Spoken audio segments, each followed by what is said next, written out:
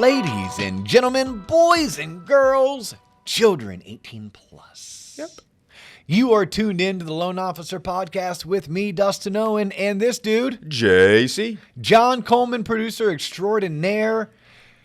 Today, Yeah. we get to talk about our favorite B word, Budgeting. budgeting for loan officers. Okay.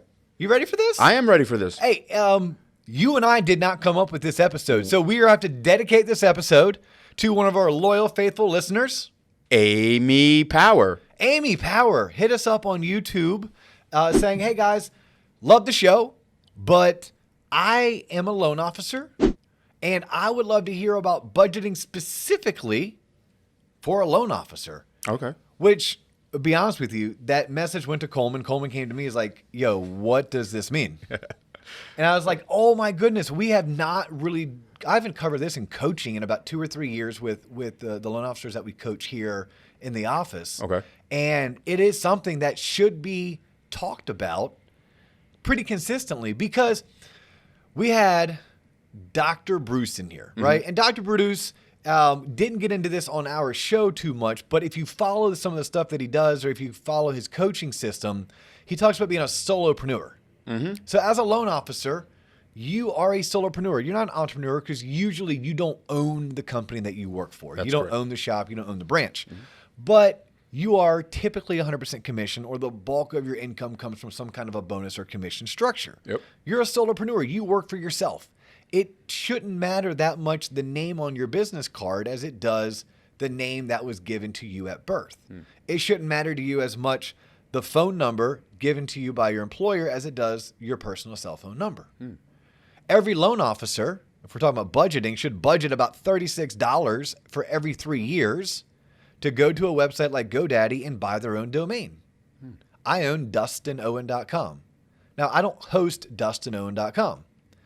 I take my Waterstone Mortgage company-issued website, and if you were to type in DustinOwen.com into your browser, it would redirect you to my company's website. All right. But DustinOwen.com will follow me regardless if I were to work for Waterstone Mortgage or Guaranteed Rate Mortgage or Home Bank Mortgage, et cetera, et cetera. So by the way, budgeting, go ahead and budget for that. It's a whopping $12 a year.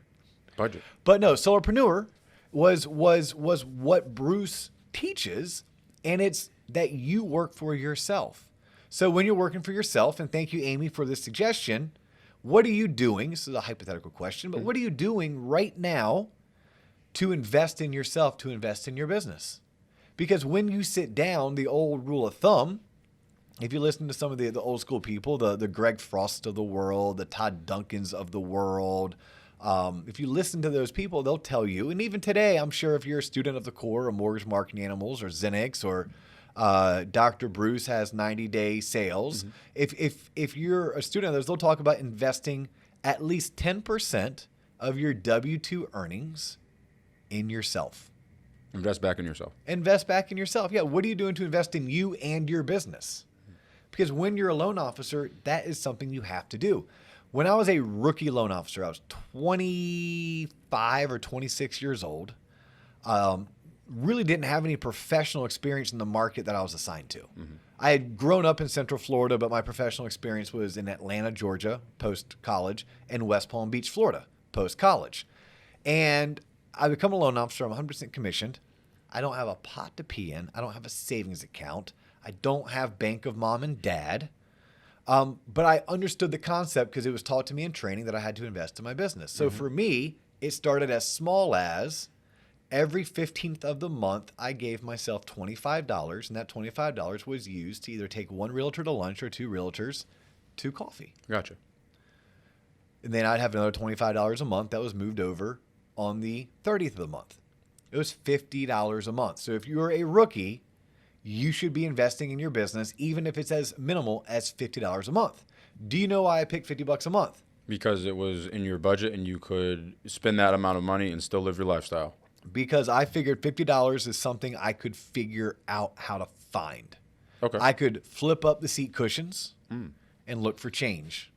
I could go in the ashtray of my Ford Explorer Sport Track and I could look at the change. Back then, terrible, disgusting, ugly habit. One of the coolest obstacles I've overcome in my life is I used to be a chewing tobacco user. I dipped. And that probably grows up. That probably stems from growing up, going to the rodeo on Friday nights and playing baseball and admiring big, tough guys that chew tobacco. Yep, that was me, like a can a day. And at a can a day, if it was Skull Straight Long Cut, it was $5 a can. Well, if it was Longhorn brand name, it was at $3.50 a can. Well, $1.50 times 7 days in a week, can a day, that was $10. So I figured out between the change in my cushion, between the change in the ashtray, and changing the brand of my disgusting, terrible habit, I could come up with $50. For some people, it's like, look, I'm going to quit using Keurig K-cups and actually go old school Publix brand ground coffee. How dare you? And make coffee in the morning. I know, right? I'm not going to go to Starbucks. I'm going to do a Keurig. I'm not going to buy that candy bar. There's pretty easy with 30 days in a month to find a way to shave roughly $1.25 out of your budget. So that's why it was $50. But you fast forward and let's say you're year 2 and you're year 3 in the business and you're closing your 4, 5, 6 loans a month. And depending on your comp plan, you're making somewhere between $72,000 and $172,000 a year. You should be taking 10% of that and investing back in yourself. Now, for some people, you may work for a smaller shop. You may not have as many resources, so you may have to actually invest in your own CRM. Other people, you'll work at a shop that they already provide you with a CRM. So you're going to have to kind of play with what you have. Maybe you work at a shop that pays high commission, but because it's high commission, you don't have the CRM. Maybe you're at a shop that has a lower commission, but with a lower commission, you actually have access to a CRM. Gotcha. But let's think about what can that 10% go towards, right? And you're thinking whether it's $72,000 or $172,000 or $372,000. You should always be looking to improve because good enough never is, for one. And secondly, you have to always stay ahead of the curve. What was good in 2020 will not be good in 2021. There are going to be changes. There's going to be market shifts. Yep. You have to be able to evolve and shift. And if you're not investing in yourself, you won't be able to evolve with the shift. So let's take 10%. And that is for Amy, to write down 10%. Yep. But then now let's go ahead and whiteboard or brainstorm where that money would go. Gotcha. First and foremost, professional development, period, end of story. Yes, before client gifts.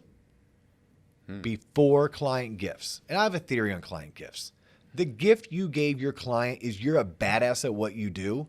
You answered their phone calls in a timely manner. You returned their phone calls in a super timely manner. You closed their loan on time and you gave them fantastic advice where you helped that individual buy their home and get the right mortgage for them. That in itself was your gift. Okay, so before we go and buy Cutco knives for anybody and before we go and send popcorn baskets or cookies, invest in yourself. And invest in yourself is what are you doing to get outside of your bubble? What are you doing to get outside of your market and network with other mortgage professionals, other people who do what you do? Now, I know we're living in a COVID world, but we're not going to be in this world forever, right? Eventually, Steve Jobs is going to come back from the dead and he's going to create a vaccine for us, right? I've been told that, right? I subscribe to Breitbart News. Oh, there you go. It was there you go. I was wondering where. Yep. And if it wasn't on there, then I'm pretty sure I saw it on the scroll when I was watching MSNBC. One of the two. One of those two. Can you imagine someone actually like, yeah, I read Breitbart and I watch MSNBC. Correct. They're both fantastic publications. Yes, sir. But no, my advice would be, look, I honestly don't care if it's a Stephen Marshall event, whether it's a Todd Duncan event, whether it's a Mortgage Marketing Animals event, whether it's your MBA's event, which, hey, shameless plug, you're going to hear me talking a lot about the MBA, the Mortgage Bankers Association, both your local chapters, your state chapters, and the national, in the coming weeks. So stay tuned if you're a proponent of the MBA. But attend the event. Yes, they have great speakers. Yes, they sometimes have sponsors who, yes, are giving away free booze. And sometimes free booze comes with free food. That's fantastic. Sometimes you get on a plane, stay in a hotel. Maybe you sleep in. Maybe you work from your bed, getting room service because you're hungover from the night before. Maybe you got to get away from those screaming kids and that god-awful husband of yours. Or that nagging wife. Like there's definitely some motives, but really the why behind there is you are there to network with other professionals, to get to know them, to get to be able to share war stories, to get to understand that you're not in this alone. And by the way, your market is not that unique. Your book of business is that unique. There's one of my biggest pet peeves with LOs. Oh, you just don't know. My industry, my market's different. My book of business is different. Bullshit. I'm here to tell you, no, it's not. Period. End of story. It's not. It could be slightly different, but the bulk, the meat and the potatoes, the 80% is the same. I don't care if I'm in Spokane, Washington, I'm in Key West, I'm in Roanoke, Virginia, or I am in some random town, Choctaw, Oklahoma. I think that's where Carrie Underwood is from. Something close to that, at least. I know she's from Oklahoma. But your market, your clients, your realtors, your builders, your circle of influence is not drastically different. Okay. But you won't know that if you're not investing in yourself, you're not out there and you're attending the events. Now, hopefully when you're at the event, you're going to hear a panelist and you're going to hear speakers. You're going to take notes and you're going to walk away with 1, 2, maximum 3 takeaways. Things that you want to try hard to implement into your business. And you only were able to do so if you're able to carve out enough money, 10% of your pay, to pay for that plane ticket or that rental car, to pay for that hotel, to pay the entry fee, and some people to maybe bribe their parents to watch their kids for them so they could get away for a couple nights, right? So that would be one way. Another way to invest in yourself is through coaching. I'm a fan of coaching in general. If you want to become healthier, hire a dietitian. If you want to become healthier, hire a personal trainer. If you want to become better at life, hire a life coach or go visit a counselor. Same thing goes in business. If you want to be better, get a coach, get an accountability partner, get someone who has achieved a level that is above where you have achieved that can pass that knowledge down to you so that you can get, as James Clear in Atomic Habits talks about, 1% better Every day. every day. Yeah, 1% better every single day. We're not trying to flip the script and do a 180. It's like, nope, if I can just get 1% better than I was yesterday, then I'm doing a fantastic job. Coaching was number 2. Attending events was number 1. And then other ways that you can invest in yourself, obviously it's the paying for happy hours, the taking realtors to lunch, the coffee appointments, I guess. You talk about lunch, coffee, but nonetheless, I think that's on you. That is on you, but that's how you budget, and that goes into your personal budget. Now there's other concepts. I'm gonna totally swipe and adapt this from the course. So shout out to Rick Ruby and JJ and Rita and the whole entire crew at the core training, because they do an amazing job. They will teach you that you also tithe 10%. I'm not an overly religious person, so I just call it give back to the less fortunate. Correct. 10%, and to save 20%. So if I'm a loan officer, I'm a solopreneur, and I'm running a business, and I'm sitting down and I'm setting my monthly budget, well, just like any other budgeting strategy, I first need to figure out where the hell my money is going, so I need to keep a diary of it. So I'm gonna keep a diary for 30 straight days. It's tedious, time consuming, and it makes you want to vomit to write down where you spent your money, but I'm going to do that. I'm going to then figure out how much money I'm currently bringing in, because if I'm not bringing enough money to cover that budget, I have an issue. I have to figure out where I can cut. But where I don't want to cut is I don't want to cut investing in myself, investing in my retirement. Yeah. I probably don't want to cut giving back to my community, honestly, if I don't have to, right? If I can sell that beach condo because it's a luxury item, and by selling that beach condo, I now can save for retirement, invest in my business, and give back to my community. Yeah. I promise you this from personal experience, investing back in my community, both with my money and my time, makes me so much of a better person. I become more productive at work. And when I'm more productive at work, especially as a loan officer, what do you think I do? Spread the wealth. I make more money. Oh yeah, that money thing. I make more money. Yeah, if I'm happy when I come into work and I'm proud of myself, that shines through when I talk to my clients. That makes me want to make the sales calls I need to make in order to go on the appointments I need to go on, in order to elicit the leads I need to elicit, in order to convert into a closing. Yeah. Closings end up being paychecks. So from personal experience, and if it meant I had to sell my beach condo or my lake house or my mountain cabin, my goal would be to get that luxury item back. Yeah. But I would get it back by making sure that when I'm following this budget, my budget includes saving 20% for retirement, 10% to the less fortunate, and 10% into myself, knowing that especially 10% into myself and 10% back to my community is going to give me what I need to increase my income to levels I've never seen before. No, those are great points. Now, what you mentioned are all things that you should spend your money on when it comes to like your business and improving your business. What are some things that you would say you shouldn't spend your money on, that are some pitfalls that in the past people have invested on, whether it be mailers or some other kind of inefficient form of marketing to kind of benefit their book of business? What are some things people shouldn't? Whew, loaded question. You're teeing me up to hop on a soapbox and start preaching here. I think mailers suck. Period. End of story. Done. Like, disagree all you want. No, I don't like buying leads either. I don't. If your business is buying leads, bro, high five. I bet you dominate at it. Bet you dominate. Bankrate, Zillow, Lending Tree. You have a whole system, a whole process. You're probably using Big Purple Dot, which, by the way, shout out to Big Purple Dot or even Agent Legend. Great CRMs for drip campaigns to work leads that you purchased. Those systems will allow you to auto record your voice, lay in text, lay in emails, input a lead, click go, and imagine like your voicemail was dropped. They like slide dialed someone for you. Then a text went out on your behalf. Then an email went out, and you can set up a whole entire campaign that does this for 9, 10, 12 months. Yeah, that's what the guy did. That's why I invested all my money. You told me to invest in myself, and the guy told me it was a great idea, so I did it. And if that's what you're going to do, you need to go all in. Like all in. That's most things in life, right? If you want to be a good friend, go all in, be a great friend. You want to have a great relationship with your spouse, go all in. Don't half-ass it. But we did a show, I think, a few weeks back where we talked about all the different channels of business.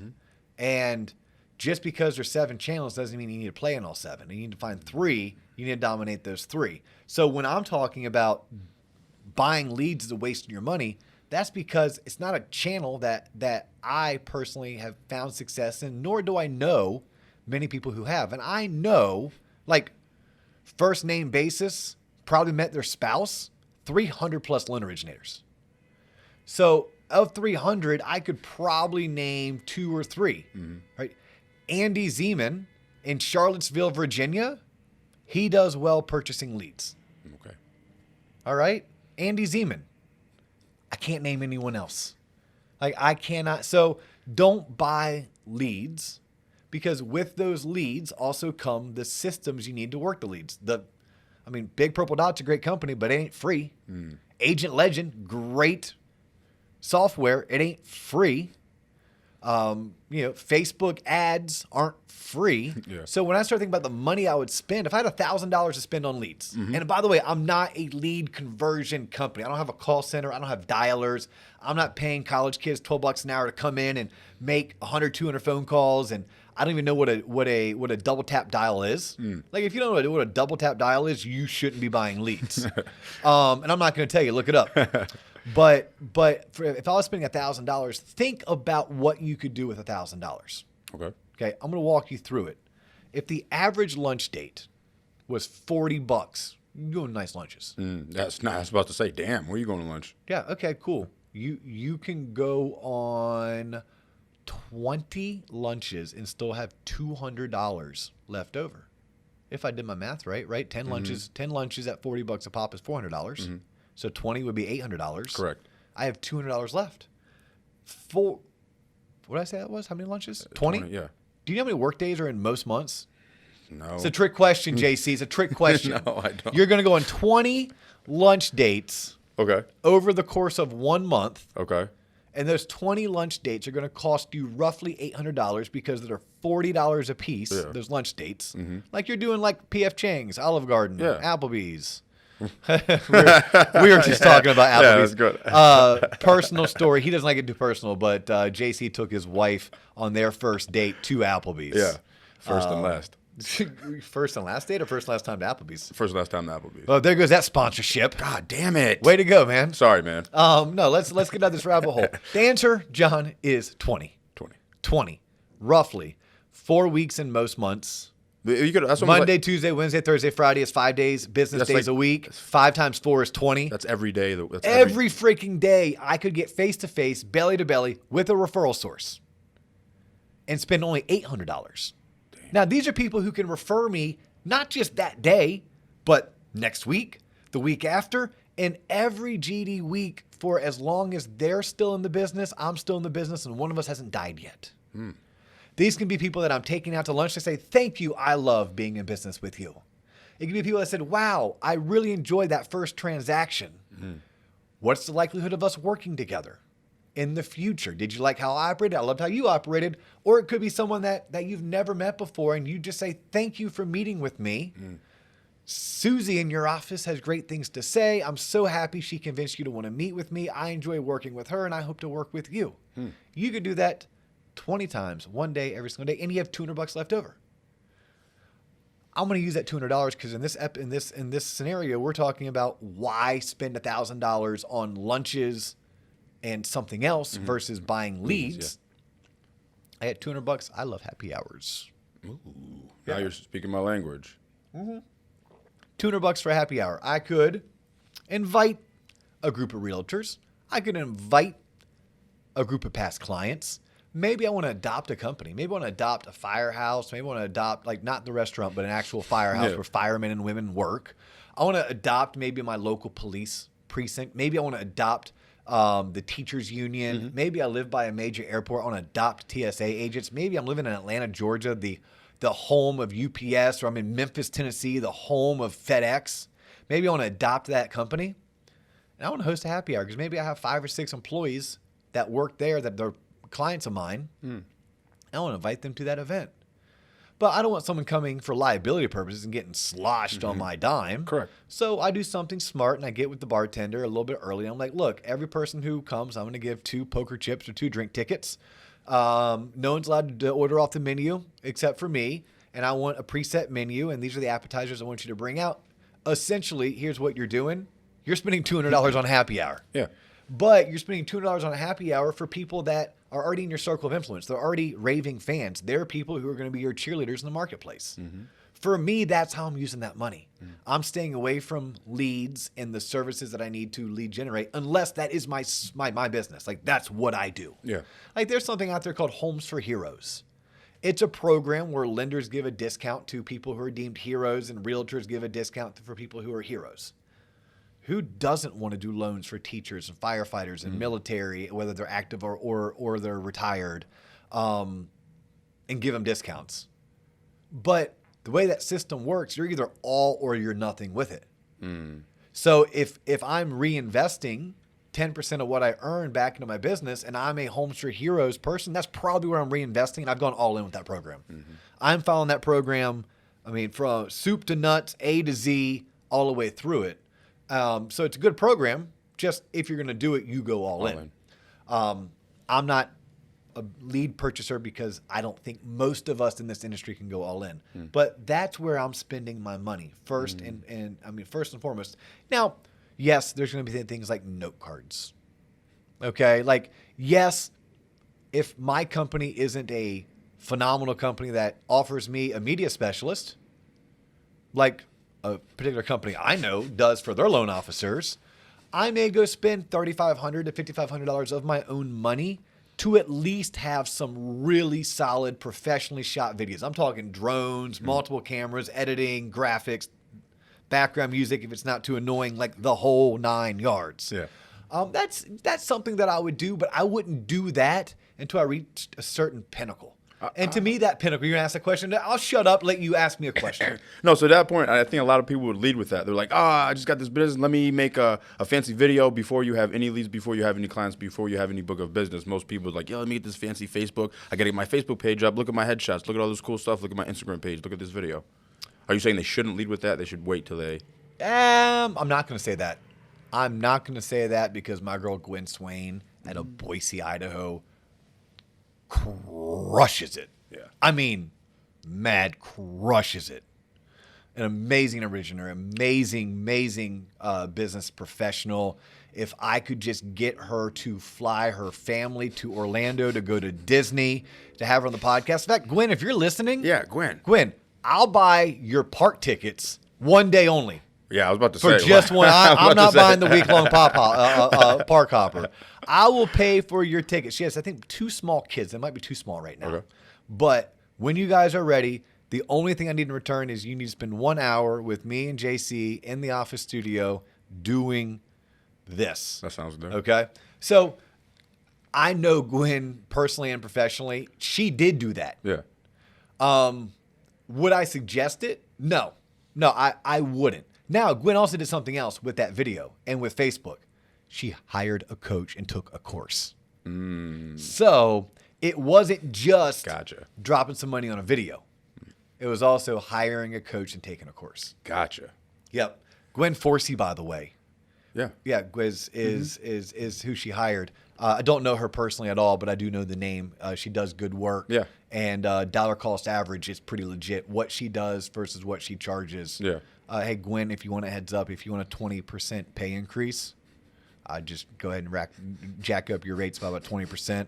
People will still pay for it, and you'll make more money. There you go. That's also, by the way, when it comes to budgeting, full disclosure, whether it's personal or professional, it is way easier to budget when you make more money than you need. Right? Way. In fact, I've actually used that on some of our episodes where I'm like, look, people talk about focus on saving. Focus on earning equally, if not more so.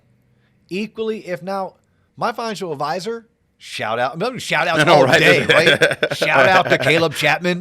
My financial advisor will tell me, though, he's like, you'd be amazed. There are people out there that make really good money, and they still don't have the wherewithal to properly save it, not spend it, and live within their means. I mean, that Biggie said it right, more money, more problems, right? I mean, that's, was it Biggie that said that or Puffy? No, it was Biggie. It was Biggie, but was that a duet? No, it was Puffy will take the credit for it, but it was Diddy. I mean, Diddy. Wait, is it Puff Daddy? Is it P. Diddy? Just call him Sean Combs because that's his government name. Yeah, well, and he's kind of irrelevant these days. Well, with his $1 billion. Yeah, correct. I know, right? Yeah. Mr. Irrelevant. Yeah, Mr. Irrelevant. But no. So back on the video you asked me. Yeah. Personally, no. Personally, I would wait. There's certain things I would wait to do. Right? There's certain levels of coaching. Certain coaches don't want you until you've made it to a certain level. Like, hey, show us that you can break out of the crowd, then we can really take you to the next level. But if you can't show me that, if you can't be at least a above average producer, then maybe coaching isn't your thing. That same thing goes for a lot of things you may want to invest in your business. You don't just wake up one day and be like, okay, I'm ready to start running TV advertisements in order to obtain business. No, you start ground floor, guerrilla, you work your way up. But if you're every year taking 10% of your pay and reinvesting in your business, and every year you're going to these conferences and you're writing down 1, 2, 3 max true things, because people will go and write down 19 things. Yeah, they take notes all day. You can't implement 19 things. Find 3 maximum. If it's only 1 or 2, find 1 or 2. But whatever those 1 or 2 things are, own them, dominate them, do them until you get good, do them until they become a habit. And then the next year when you go to that same conference, find 1 or 2 more. Rinse, repeat, rinse, repeat, rinse, repeat. In no time, you have gone from ground floor to now you have 7 habits that are all business development, that are all building your business. And your income has gone up probably 2, 3, or 4-fold. So if your income goes from $75,000 a year to $375,000 a year, then what you invested in yourself goes from $7,500 to $37,000. Damn, that sounds like a large increase. Yep. And if you heard the saying, it takes money to make money, it sure as shit does. Yeah, it does. Yeah. But how do you get that first. You have to start somewhere. Yeah. So start there. Start there. That was awesome. Yeah. So I hope that Amy got out of this what she was hoping to. And Amy, if you didn't, like we say this on not every episode, but quite a bit, dowen@waterstonemortgage.com. Like email me. Yeah. If you don't feel comfortable emailing me at Waterstone, hit me up on LinkedIn. Right? Dustin Owen. If you type in Dustin Owen, you'll see that I'm on there. We're on Facebook. Yep. Right? How do you find us on Facebook? The Loan Officer Podcast. Instagram Let me guess. The Loan Officer Podcast. and YouTube. I can't believe I'm saying this. The Loan Officer Podcast. Yep. So, Amy, totally appreciate the fact that you're tuning in and listening. Guys, if you like what you're hearing, please share it. Please let others know that this content is out there. We do it because it's fun. Yep. True story. We do it because if it wasn't fun, we wouldn't be doing it. Correct. But we also do it because we want to give back. Yep. And if it's not being shared and it's not being listened to, then all we're doing is having fun. We'd rather have fun and help others. So share it, like it, comment. If you want to hear a certain topic, do what Amy did. Hit us up. She did it through YouTube. You can do it through LinkedIn, or you can email Dowen@Waterstone Mortgage, Coleman@Waterstone Mortgage, 407-645-6363. I'm Do. He's JC, and we're done. Peace.